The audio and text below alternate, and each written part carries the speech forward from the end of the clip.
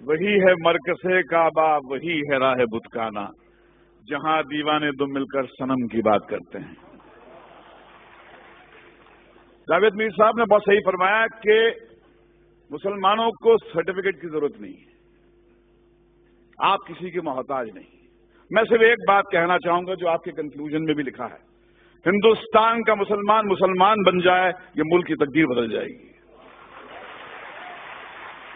ذرا اپنے اندر کی شدت کو جگائیے بھائی۔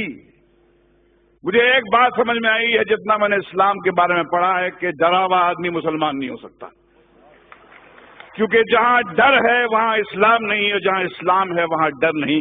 جیسے جہاں اندھیرا ہوتا ہے وہاں روشنی ہوتی ہے، جہاں روشنی ہوتی ہے وہاں اندھیرا نہیں ہوتا۔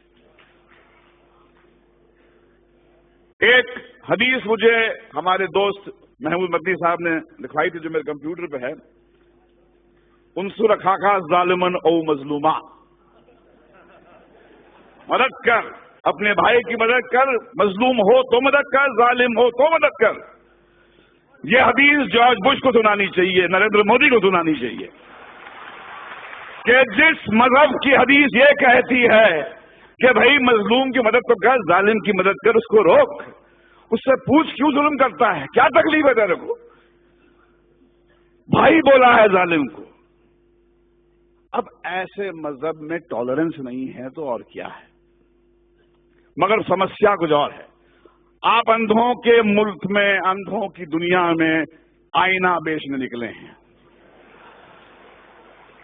دنیا کا سب سے بڑا دہشت گرد وائٹ ہاؤس میں رہتا ہے، افغانستان کی پہاڑیوں میں نہیں رہتا ہے، اور یہ پورے دنیا کی حکومتیں، یہ 6 بلین لوگ، ان کی جرت نہیں ہوتی ہے کہ جا کے اس جارج بش کو ٹیررسٹ کر کے اس کو پھانسی پہ کے تختے پہ لے جائے۔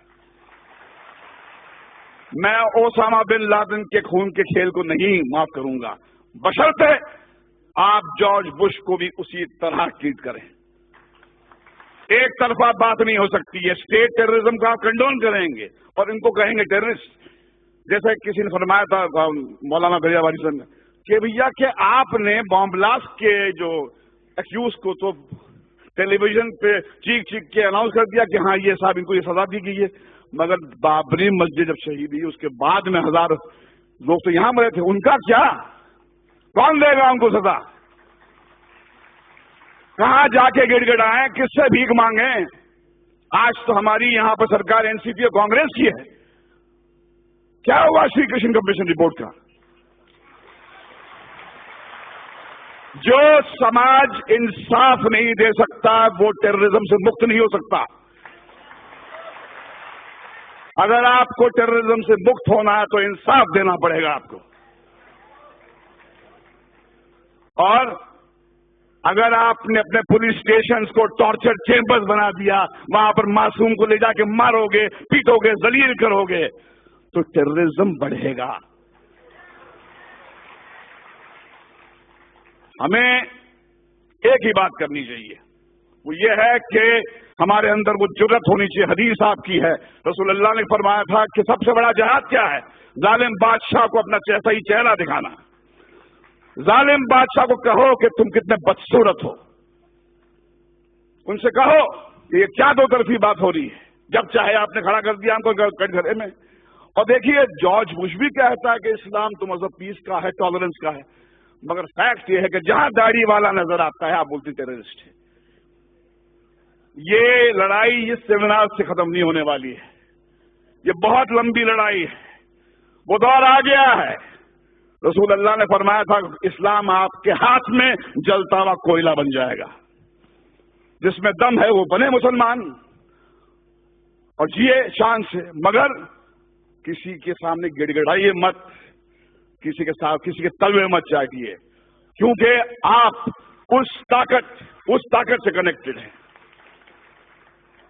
یہ ملک آپ کا ہے، اس میں آپ کے پرکھوں کا خون ہے، جو آپ کو کہتا ہے، آپ کو نیچا دکھاتا ہے، باہر نکل یہاں سے، یہ آپ کا ملک ہے، یہ ہمارے آپ کا ملک ہے، اس کو ہم ٹھیک کریں گے۔ اسلاموفوبیا ہندوستان کو شوبھا نہیں دیتا۔ یہ ویسٹ سے میکڈونلڈ لانے والے، کوکا کولا لانے والے لوگوں کا ہو کہ اسلاموفوبیا ویسٹ میں رکھیں۔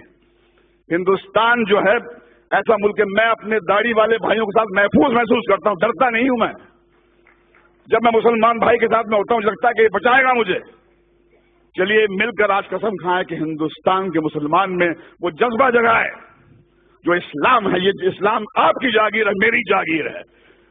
ڈرا ہوا آدمی میرے بھائی مسلمان نہیں ہو سکتا ہے، اور جہاں ڈر ہے وہاں اسلام نہیں ہے، اور جہاں اسلام ہے وہاں ڈر نہیں ہے. اللہ حافظ.